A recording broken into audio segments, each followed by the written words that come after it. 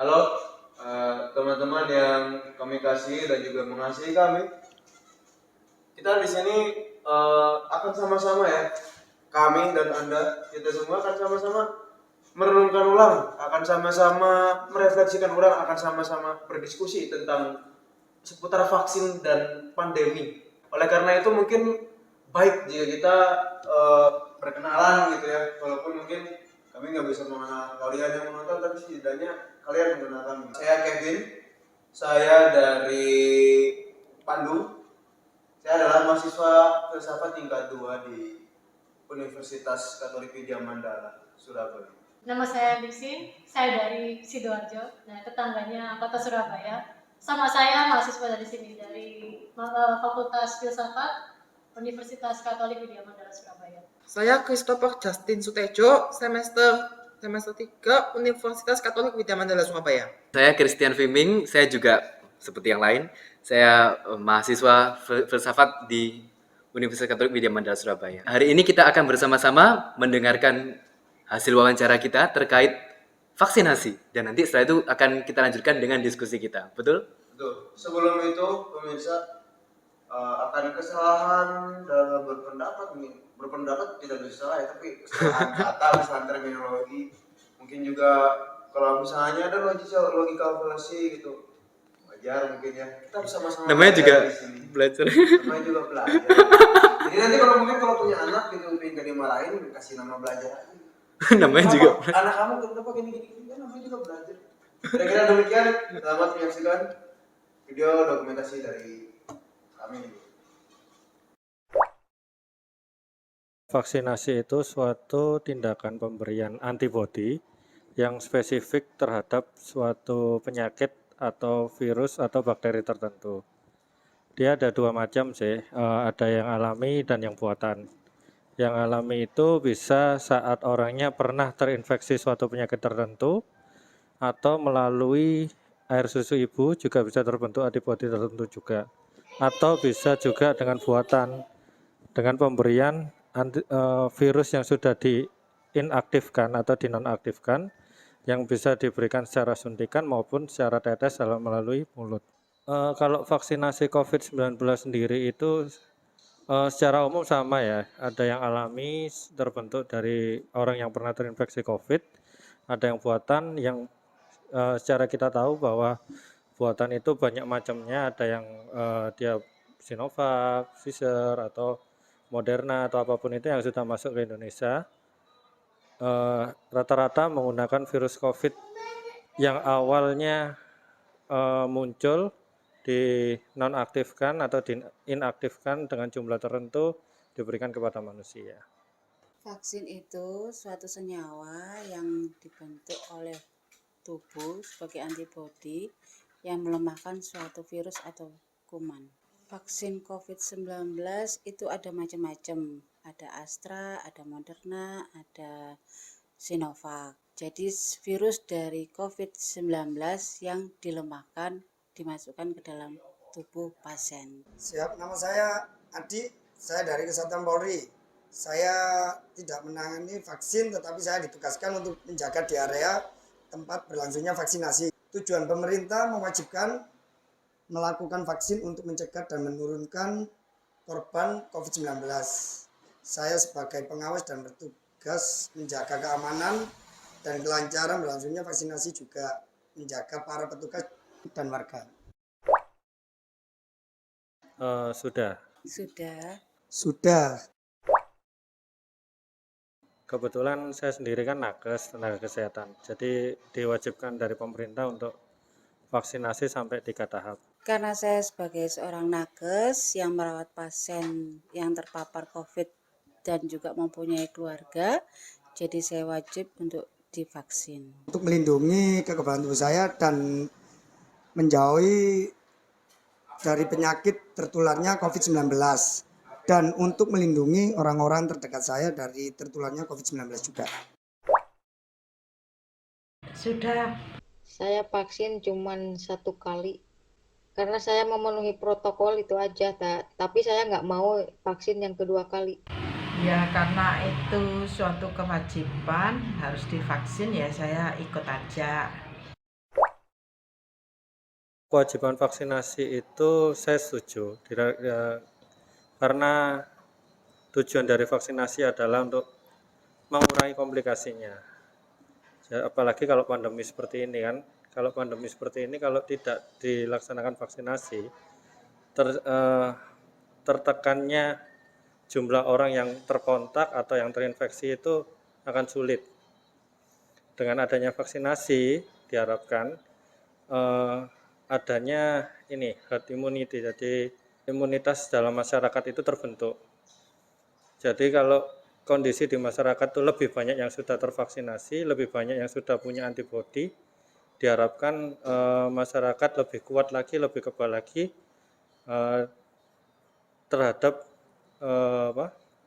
virus COVID ini ya khususnya. Setuju, karena itu akan menurunkan tingkat terpaparnya pasien dan masyarakat yang tertular COVID-19 serta lingkungan di sekitar pasien. Saya setuju. Selama ini COVID-19 emang menular sangat banyak Mbak ya. Dan untuk vaksinasi selama ini saya juga setuju. Dan untuk menghindari penularan COVID-19 dan mengurangi kematian di Indonesia Mbak. Terima kasih. Saya setuju dengan adanya vaksin Indonesia. Dari sudut pandang pemerintah juga saya setuju karena pemerintah mempercepat dan menekan warga untuk lebih cepat vaksin. Contohnya dengan ancaman pemerintah akan memahalkan vaksin jika warga belum pada vaksin. Setuju kalau itu, karena kan yang buat menekan angka pencegah corona sama biar kita juga jadi gampang buat kembali ke new normal. Selanjutnya saya akan membahas dari sudut pandang warganya juga. Warga Indonesia 80% nurut. Kalau misalkan saya lihat di Google 80% nurut, makanya angka penurunan corona cepat turun di Indonesia. Ya saya sih kurang setuju, karena memang ada beberapa orang yang tidak bisa divaksin, katanya karena misalnya yang diabetes atau punya penyakit bawaan, darah tinggi, dan misalnya pengentalan darah gitu kan, kita nggak tahu kalau sebelumnya nggak pernah dites darah gitu. Jadi yang seperti itu kan tidak boleh divaksin. Kalau buat saya pribadi, saya tidak setuju. Karena buat saya tuh COVID itu kan sudah hilang, lah buat apa divaksin, sedangkan surat vaksin kalau keluar kota pun nggak berlaku dan tetap harus di swab. Buat apa surat vaksin itu? Kalau dari pemerintah sendiri ya itu kan namanya kan kewajiban untuk masyarakatnya, untuk kesehatan, katanya mencegah adanya COVID gitu kan ya. Kalau untuk saya sendiri sih ya terpaksa melakukan vaksin itu ya karena memenuhi kewajiban dari pemerintahnya sendiri. Itu sih ya tergantung mereka ya, kita mempunyai kebebasan masing-masing ya, punya pilihan masing-masing. Jadinya kita ya enggak boleh memaksa orang lain, mungkin karena orang lain itu yang tidak mau divaksin tuh karena takut gitu, karena takut disuntik atau karena takut melihat temannya itu setelah divaksin ada yang meninggal gitu ya, atau ya kan itu tergantung dari pribadinya masing-masing, ada punya perasaan takut. Jadi ya kita tidak boleh memaksakan seseorang, kalau yang tidak mau divaksin ya sudah, enggak apa-apa. Sangat disayangkan apabila seseorang terpapar COVID-19, sangat merugikan untuk lingkungan sekitarnya, terutama keluarga, saudara, dan teman. Menurut saya itu haknya orang masing-masing Mbak ya. Kalau menurut saya setuju aja untuk divaksinasi. Selama ini saya berjaga untuk melaksanakan vaksinasi, emang udah mengurangi angka kematian dan mengurangi penularan dari COVID-19. Saya berharap untuk masyarakat untuk melakukan vaksinasi supaya pemerintah melaksanakan dengan lancar dan melindungi rakyat Indonesia. Terima kasih. Kalau tanggapan saya itu kan hak masing-masing sebenarnya. Cuma menurut saya itu termasuk merugikan diri sendiri dan orang lain. Karena apa? Vaksinasi ini kan tujuannya untuk menekan pandemi, menekan penyebaran virusnya. Apabila salah satu orang yang tidak mau vaksin, itu kan nanti bisa menarik banyak orang. Kalau dia terinfeksi, bukan dia sendiri yang kena. Saudaranya, anaknya, ibunya bisa terkena juga. Walaupun dalam lingkungan dia itu banyak yang vaksin, bisa juga jadi sumber infeksi dianya. Kalau dia tidak vaksin ya itu tadi, rugi buat diri sendiri dan orang lain, khususnya yang orang terdekat.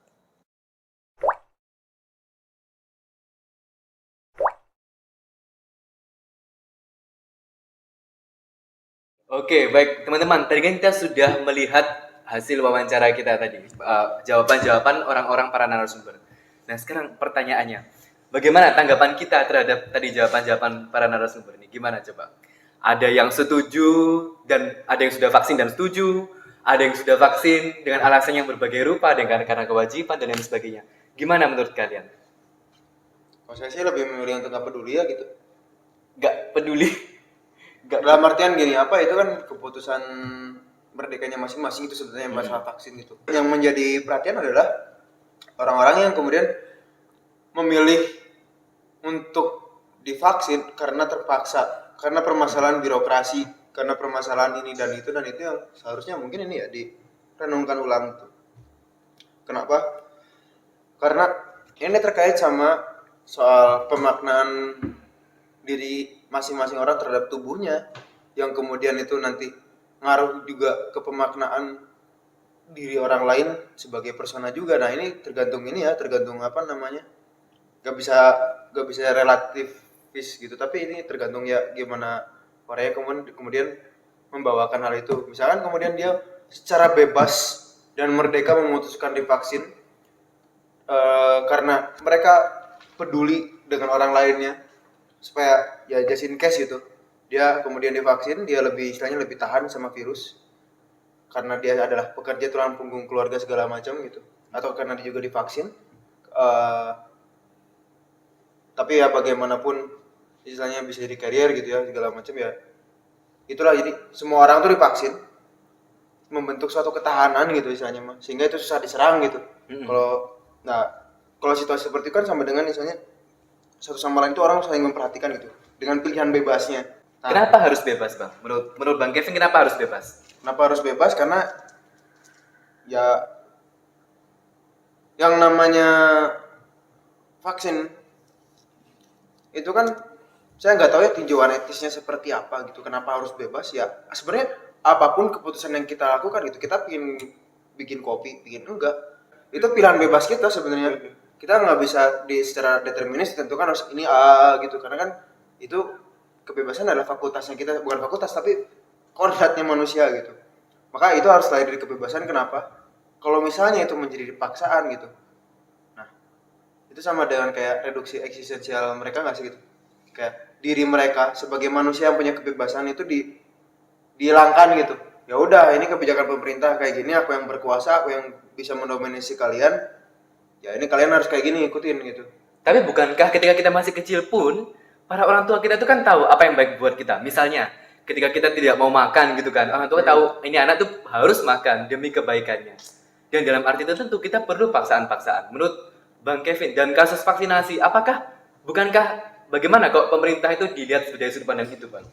Sebagai yang maksa gitu. Sebagai ya paksaan yang baik demi kebaikan bersama. Kalau dilihat dari sudut pandang itu bagaimana menurut Bang Kevin? Enggak sih gitu, saya selalu pesimis sama negara gitu ya. Oke, saya suka nih. Saya selalu pesimis sama negara, kebaikan bersama. Selama ini loh, negara tuh kata bengek gitu ya.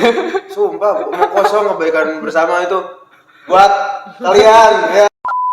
Negara itu omong kosong. Okay. Kalau aku mau ambil dari sudut pandang orang yang nggak setuju, kan saya juga banyak mencari narasumber yang mereka nggak setuju dan nggak vaksin. Tapi mereka kebanyakan menolak karena takut konsekuensinya kalau ketahuan itu. Mereka sudah ada surat vaksin, tetapi menolak diwawancara karena ya tadi mereka nggak vaksin tapi sudah punya suratnya.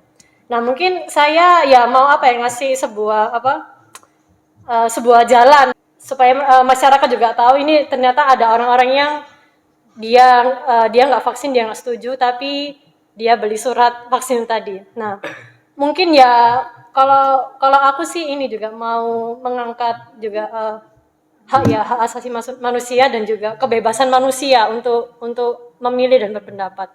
Dan ya menurut saya ini juga sebuah permasalahan sih kalau sampai orang itu sampai mengambil jalan belakang gitu ya, jalan belakang dengan ya mereka beli surat vaksin itu padahal mereka nggak vaksin. Terus juga ada salah satu narasumber kita yang bilang vaksin karena terpaksa gitu kan. Terpaksa karena apa? Karena pengen punya surat vaksinnya itu tadi. Saya kok melihatnya sedih gitu ya. Maksudnya sedih apa ya?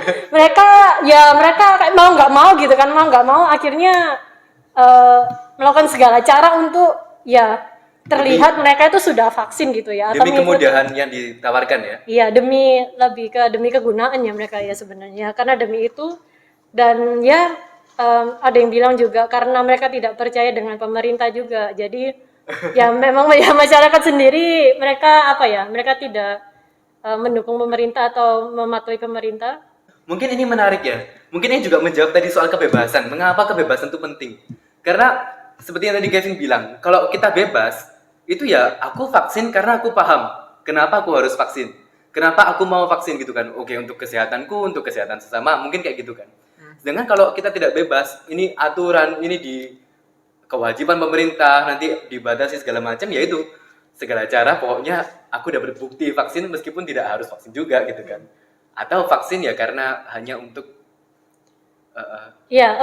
mungkin mau menambah juga kan ada salah satu narasumber itu juga yang dia menolak untuk diwawancara karena ini nggak setuju tapi karena tempat kerjanya yang menyuruh dia untuk vaksin. Jadi dia vaksin tapi terpaksa. Dari saya berusaha untuk mencari orang-orang untuk mau diwawancari tentang vaksin ini, ternyata banyak orang juga yang terpaksa.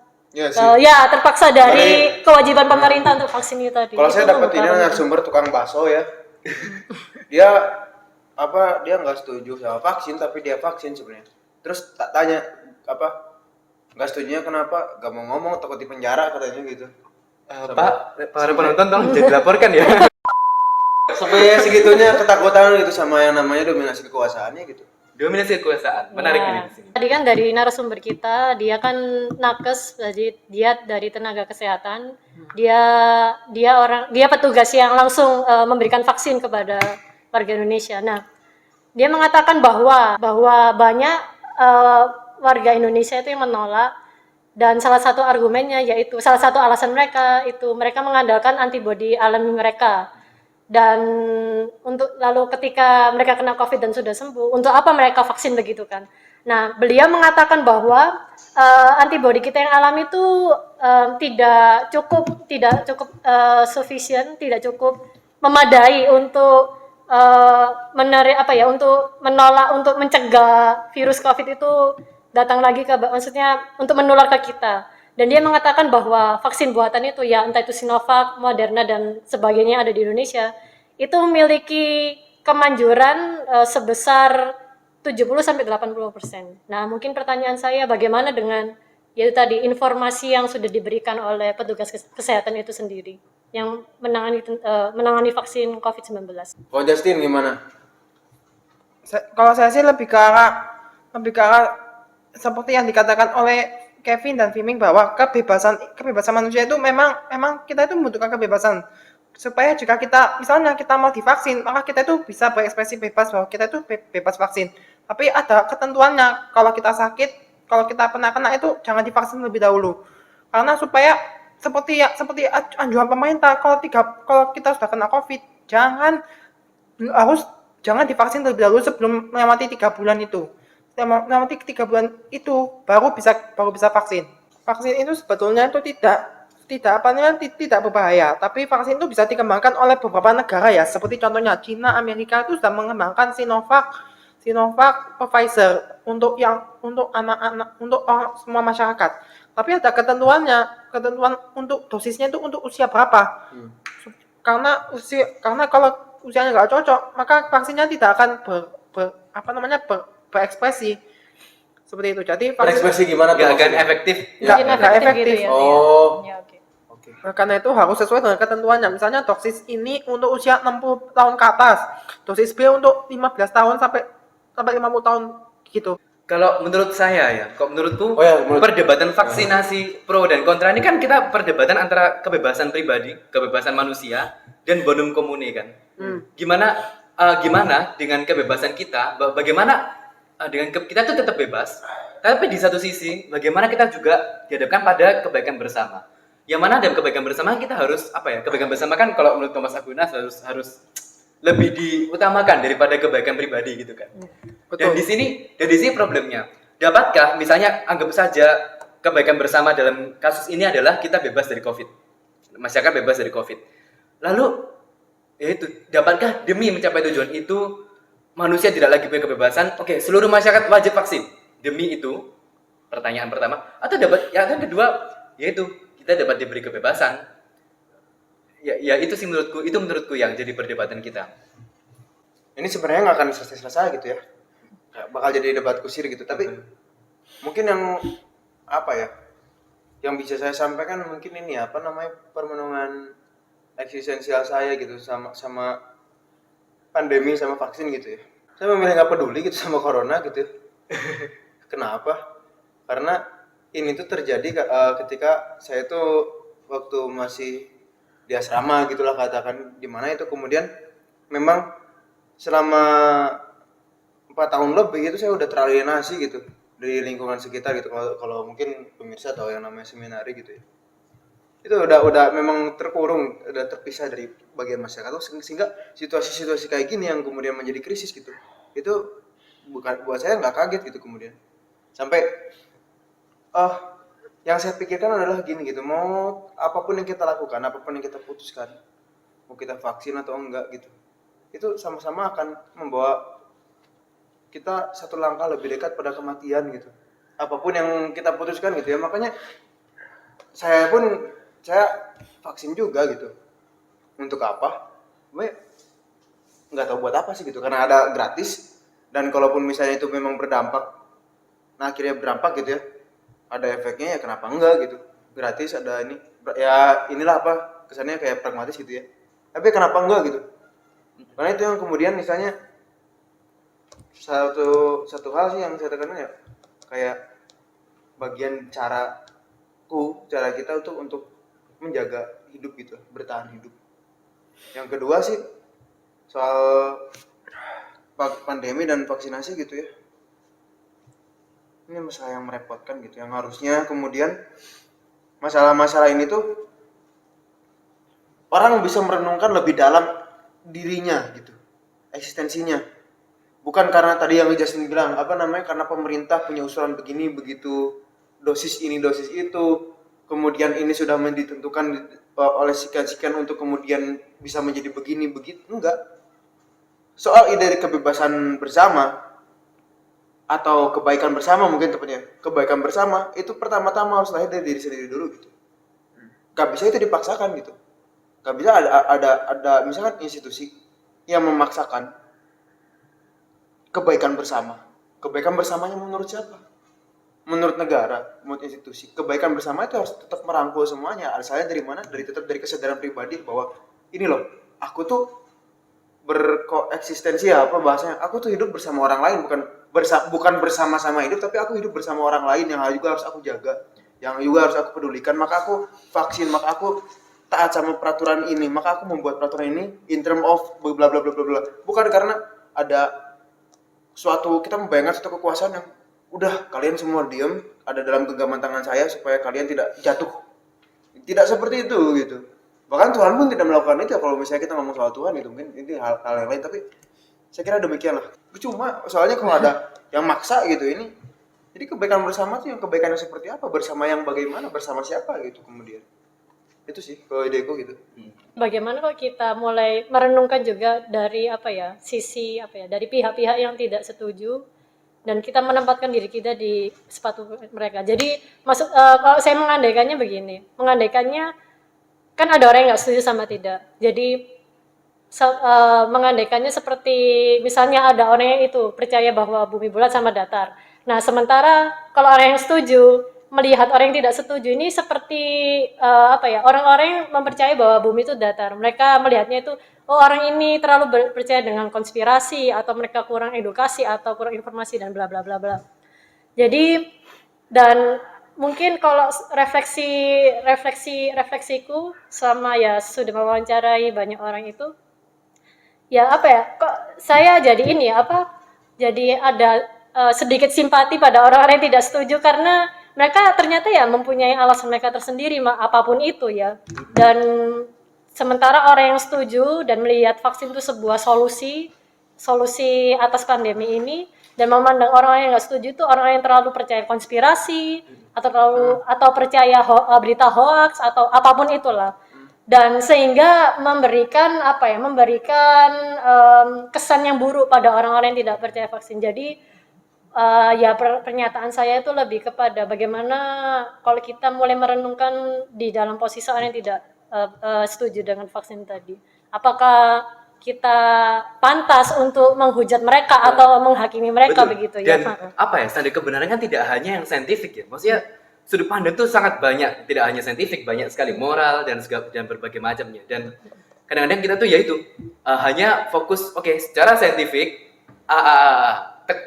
di luar itu baik gitu kan. Dan masalah hoax, konspirasi, yang menentukan sesuatu itu hoax atau konspirasi atau tidak itu siapa gitu kan. Misalnya buktinya apa? Verifikasi itu kadang-kadang kita mengandaikan lebih dahulu bahwa andaian kita itu benar, ya kan? Kita mengandaikan vaksin itu efektif misalnya, maka kita perlu verifikasi kan selalu ada andaian utama, andaian kita itu benar kan. Makanya diverifikasi itu buktinya di sana sembuh, itu buktinya di sana sembuh, buktinya di sana sembuh. Maka nggak sama aja gitu. Mungkin kalau kita lihat sudut pandang lain gitu kan, Karl Popper gitu kan dengan falsifikasinya, justru ini dapat dianggap benar selama masih bisa tahan uji. Kita harus tetap falsifikasi, cari kesalahan dalam arti tertentu ya, dan juga yaitu mencari kemungkinan salah dan cukup buktikan satu kesalahan, maka teori ini tidak tahan uji begitu kan. Dan teori ini dapat dianggap benar. Bukan seperti yang sekarang terjadi ini tuh sudah benar, terus kita verifikasi karena anggapan awalnya udah pasti benar, makanya diverifikasi cari bukti gitu kan. Ada nggak yang mengatakan bahwasanya ada loh orang yang meninggal gara-gara vaksin itu? Oh iya. Itu beneran atau enggak sih gitu? Karena aku juga masih penasaran. Iya, justru itu yang perlu dicari ya. Maksudnya kan karena sebagian besar orang berhasil, itu bukan berarti kita bisa mengabaikan yang sisanya ini, karena mereka juga manusia kan, juga bagian dari hidup seseorang gitu ya kan. Itu untuk menarik PR sih, lebih kepada PR kali ya, karena sekarang kita belum punya datanya yang terjadi seperti apa gitu ya kan. Sejauh ini gitu, apakah benar-benar ada data yang menyebutkan bahwa ada loh orang yang meninggal, orang yang cacat, yang resiko karena vaksin itu kemudian kayak begitu gitu. Lalu yang namanya vaksin ini kan sebuah proyek ya, obat ya gitu. Kan harus ada orang yang kemudian harus ada sesuatu yang kemudian bisa ngetes efeknya lah gitu. Itu ke manusia bukan? Nah, di situ kalau misalnya yang belum etika lagi ya. Iya itu. Kalau misalnya yang kita coba itu adalah manusia, misalkan Justin saya suntik nih. Itu etis nggak gitu untuk nyobain bahwa ini obatnya manjur nggak ya? Gue suntik nih Justin nih gitu. Sama dengan sebenarnya gue punya golok nih gitu. Tajam nggak ya? Tak cobain, tak beset Justin. Tapi biasanya setahu saya volunteer itu mereka dengan bebas sih bang. Maksudnya para volunteer itu setahu saya yang untuk medis ya, itu mereka dengan bebas mengajukan diri untuk menjadi percobaan. Mereka kecuali ya nggak tahu ya kok ilegal kali ya, mereka bukan mereka diculik terus dicoba gitu bukan. Mereka memang ada volunteernya. Misalnya kayak kedokteran gitu ya kan, ada yang memang yang mengorbankan badannya setelah mati untuk jadi bahan percobaan, itu ada ya. Iya. Jadi mereka dengan bebas menyerahkan kebebasannya. Robocop tuh. Oke, baik. Tadi saya tertarik sih ketika dibahas tentang ternyata ada orang yang punya dampak negatif vaksin, punya dampak negatif terhadap vaksin gitu kan.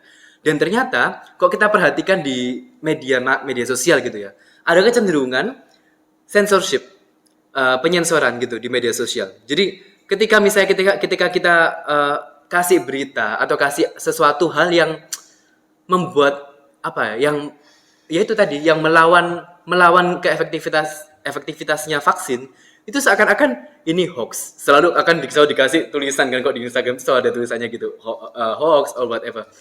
Menurut kalian apakah ini salah satu bentuk itu mempertahankan kekuasaan, suatu bentuk bahwa kita terjebak dalam one dimensional man? Kita terjebak untuk merasa nyaman ini di satu sudut pandang vaksin ini benar. Kita di sini tanpa membuka kesempatan untuk mengkritiknya. Menurut kalian bagaimana?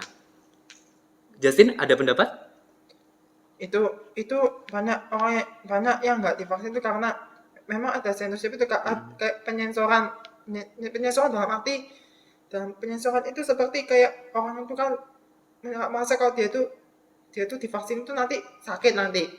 Kalau aku sih ini ya bentuk censorship. Ada berita di Amerika itu bahwa di sana ada gerakan American Frontline Doctor. Itu jadi mereka para dokter yang langsung bertindak langsung di lapangan untuk menangani pasien COVID di sana. Nah, mereka mengatakan bahwa sekali lagi ini karena berita sudah lama saya lupa. Mereka itu mengajukan bahwa ada suatu obat yang bisa menyembuhkan COVID tanpa sebenarnya kita itu harus membuat vaksin itu. Nah, terus setelah tidak lama dari para frontline dokter dari di Amerika ini, mereka membuat public speech itu tadi, mereka dicap hoax dan padahal mereka sendiri itu dokter gitu ya. Sesama dokter. Ya, dokter yang para dokter yang jadi dokter bukan satu dokter aja. Yang mereka tadi dari public speech yang mengatakan mereka bisa menyembuhkan COVID tanpa kita harus membuat vaksin tadi, langsung dicap hoax, langsung dicap itu berita yang tidak benar dan sebagainya.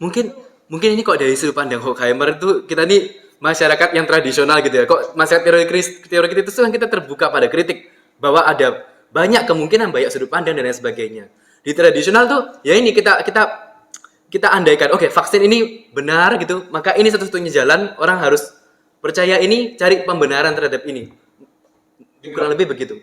Gimana menurutmu? Kalau misalnya one dimensional man gitu ya, ini tuh kaitannya apa sih gitu? Apakah kemudian tarikannya untuk melegitimasi kekuasaan, atau ini kemudian vaksin itu jadi lahan bisnisnya orang-orang?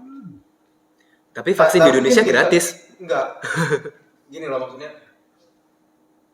Yang saya pikirkan adalah kemudian selama orang masih mempertahankan daya kritisnya, masih mempertahankan istilahnya dimensi yang lain dari tubuhnya, dimensi yang lain dari dirinya, bahwa mereka itu adalah makhluk yang merdeka, yang bebas, yang punya personanya, yang punya persona yang luhur, kemudian bisa memutuskan secara bebas mau vaksin atau enggak, mau ini mau itu. Saya kira itu nggak bisa kita sebut sebagai upaya untuk ini ya. Kalau misalnya sebagai upaya dari institusi negara gitu, kayak semacam negara yang punya power untuk menjadikan orang-orang sebagai masyarakat ini ya, yang manusia satu dimensi, itu saya nggak tahu. Tapi yang jelas selama manusia yang sendiri gitu dalam situasi apapun masih mampu mengupayakan kritik, masih mampu mengupayakan untuk merenungkan ulang tubuhnya sendiri, merenungkan ulang pengalaman-pengalamannya gitu, pengalaman eksistensialnya, saya kira itu gak bisa dikategorikan sebagai one dimensional man. Permasalahannya kita dihadapkan pada salah satu keadaan yang kita jadikan bahan kita hari ini kan, kewajiban vaksin, di mana orang tuh kalau kau tidak memiliki banyak tempat, kau harus vaksin. Kau tidak vaksin, jangan bekerja di sini gitu loh. Banyak tempat seperti mensyaratkan vaksin untuk agar kamu bisa bertahan bekerja di tempat itu. Dan hasil wawancara kita tuh sebenarnya cukup menarik ya, karena bahkan orang yang setuju vaksin pun itu ternyata ketika menjawab pertanyaan pertanyaan ketiga kita ini, ternyata semuanya mengatakan ya itu hak mereka, sesungguhnya itu hak mereka gitu kan. Rata-rata seperti itu ya. Itu menurut saya menarik sekali. Ya sih, saya sebenarnya juga kalau bisa milih nggak peduli ya gitu soalnya. Masalahnya kita dihadapkan masalahnya itu. Ini kemudian yang harus dipertanyakan adalah seurgensi apa vaksin itu di tengah birokrasi gitu. Apa kemudian kita loh misalnya udah ngomong soal industri revolusi industri 4.0 anjir, robotik, artificial intelligence. Kebebasan tuh masih bermasalah. Bukan masalah kebebasannya, bro. Bukan masalah kita memposisikan diri kita kebebasan. Kita udahlah ibarat terlanjur terperosok ke dalam ini yang namanya kapitalisme tingkat lanjut. Kita kesampingkan itu, tapi masalah birokrasi loh. Kenapa kemudian orang-orang itu masih diperlukan bekerja di situ yang harus kemudian butuh kontak segala macam, KTP harus difotokopi, masih harus difotokopi. Itu kan yang kemudian urgent gitu. Yang harus diperbaiki itu bukan orangnya Oke lah, kalau dalam kehidupan bermasyarakat orang diwajibkan untuk vaksinasi, istilahnya diwajibkan itu kan, tapi tidak memaksa kan. Wajib itu sebenarnya kan saya kira konteks katanya itu nggak ada suatu, bukan it must gitu kan, tapi kamu diwajibkan, bukan kamu diharuskan. Maka ya itu yang diperbaiki adalah sistem birokrasinya. Kalau misalnya pun istilahnya yang diwajibkan di sana adalah soal publik gitu. Orang-orang yang kayak di publik kan yang sangat membutuhkan ini gitu. Ya kemudian dilihat gitu. Sejauh mana kemudian yang penting itu yang mana? Apakah produksinya atau kemudian menjaga kesehatan orang-orang secara umum gitu? Apakah kemudian pabrik sabun, bro? Pabrik sabun, orang pabrik sabun kemudian pegawai di sini butuh bla bla bla. Yang penting itu yang mana? Produksi sabun atau kesehatannya? Yang penting itu yang mana? Produksi A, B, C, D, F, G, atau kemudian kesehatannya umumnya gitu. Yang kita cari sendiri kan poinnya adalah bonum komuninya kan gitu. Mana yang kemudian dari hal itu gitu mendukung lebih jauh pada bonum komuni. Oke, sekarang masih teman-teman pasti nanya gitu kan, kalau orang nggak kerja kemudian di rumah kan, siapa yang menjamin dia bisa makan gitu? Negara dong, bro. Negara dong, dengan segala peraturan yang dia buat, undang-undang dasar yang berdasarkan Pancasila itu kan udah dijamin pemerintah sebenarnya, dijamin negara kesejahteraan kita gitu kan. Jadi harusnya nggak usah takut gitu, nggak bisa makan. Yang penting gimana caranya di tengah pandemi itu orang tuh kemudian mau diarahkan untuk membatasi diri dengan yang lain. Itu kan tulisannya bang di undang-undang ya bang. Kalau dalam hidup itu kita pakai undang-undang ya cari makan sendiri. Kok kita di lapangannya nggak kayak gitu. Iya betul. Cuman harusnya kita membayangkan. Welcome to the jungle gitu ya. Masa itu gua kelaparan ke Pak Polisi, Pak menurut undang-undang dasar gitu. Saya harusnya di iya sih. Anyway, kalau masalah soal kebebasan itu ya sebenarnya ada negaranya di sini. Ini juga maksudnya bukan berharap gitu, tapi paling nggak kita secara tersirat mungkin ada kritik buat negara ya gitu soal ini gitu, soal ketidakmampuan negara kemudian yang melahirkan kemiskinan struktural gitu. Nah, itu sih. Kalau dari aku gitu kayaknya mungkin demikian gitu. Oke, baik. Kita kan udah di akhir diskusi kita. Sekarang saatnya masing-masing dari kita mengucapkan closing statement. Dimulai dari Kak Lisin. Kalau closing statementku ya, hak asasi manusia nomor 1. Hak asasi manusia nomor 1. Lisin 2021 gitu ya. Justin. Menurut saya itu lebih ke hak kemanusiaan. Hak kemanusiaan. Karena manusia itu kan bersifat bebas. Bebas dalam arti bebas memilih bisa vaksin atau enggak, tergantung dari diri manusia itu sendiri. Gitu. Oke, baik. Terima kasih Justin. Sekarang ke Bang Kevin. Baik, kalau dari saya sih apapun yang kita pilih, mau kita vaksin atau enggak, itu ya sama-sama membawa kita satu langkah lebih dekat pada kematian. Jadi ya kalau di antara kedua tersebut kemudian lebih menguntungkan ya kenapa enggak, kalau misalnya divaksin itu lebih menguntungkan dan gratis apalagi di Indonesia, kenapa nggak diambil gitu kalau kemudian memang benar ada dampaknya gitu. Tapi kalau enggak ya terserah gitu. Kalau saya sih gitu ya. Apapun pilihannya kita akan mati gitu ya. Mati lah udah. Kevin 2021. Oke, baik kok dari aku mungkin jadilah manusia gitu ya. Maksudnya ya jadilah manusia yang mampu berpikir, manusia yang mampu memilih, manusia yang bebas, manusia yang pribadi, yang punya kebebasan pribadi dan di saat sama manusia yang jadi bagian dalam masyarakat. Mungkin itu aja sih dari aku. Baik, terima kasih banyak semuanya. Demikian diskusi kita tentang vaksinasi COVID, tentang pro kontra vaksin. Demikian, terima kasih banyak atas perhatiannya. Sampai jumpa. Thank you.